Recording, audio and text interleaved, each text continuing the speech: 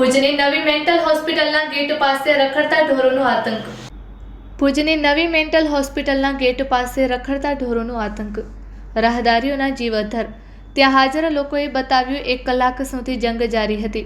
ત્યાં જૂની mental hospital પાસે પણ એ જ તકલીફ છે. કોઈ ઘટના બને તે પહેલાં નગમ નિગર ધ્યાન આપે તેવી વિનંતી. કેમ કે બાજુમાં ટીબી અને આયુષ હોસ્પિટલ અને સ્માર્ટ બજાર તેમજ અન્ય સરકારી કચેરીઓ પણ છે, જેના લીધે સતત પબ્લિકની અવરજવર પણ ચાલુ જ હોય છે.